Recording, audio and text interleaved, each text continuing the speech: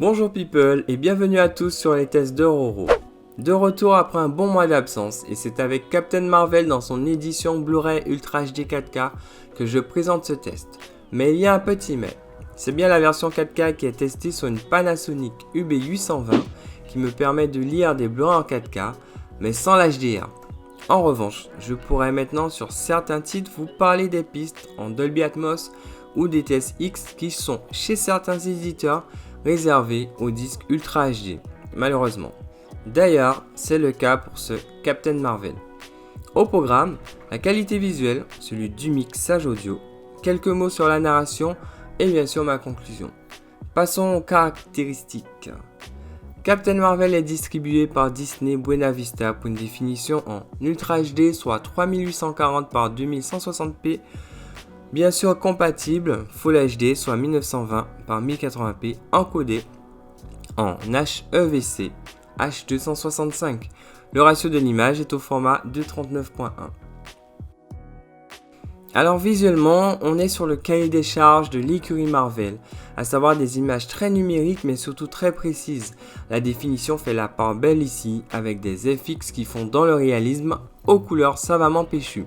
Ici, les nuances de couleurs chaudes sont à l'honneur sans saturation excessive.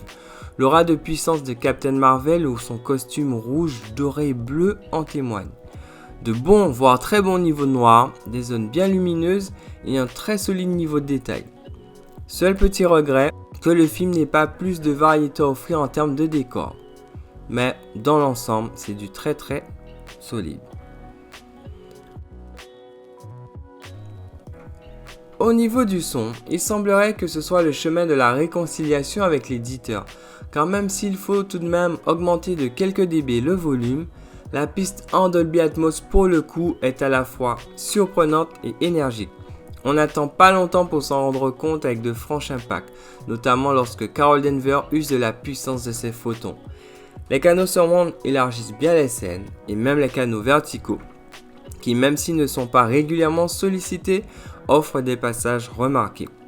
Les basses ici sont clairement présentes et profondes, elles m'ont même surpris, notamment sur de belles explosions.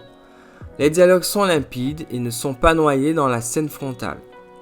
Côté narration, bien que Carol Danvers n'est pas un personnage pour lequel on s'attache vraiment, le film parvient à maintenir un bon rythme dans l'enchaînement des événements et surtout permet d'étendre l'univers du MCU encore plus loin dans le cosmique. Avec une très bonne facture visuelle portée par une bande son qui augure du meilleur pour les suites à venir, je ne vous cache pas qu'on n'est pas loin d'un top démo, mais ça sera la mention recommandée plus.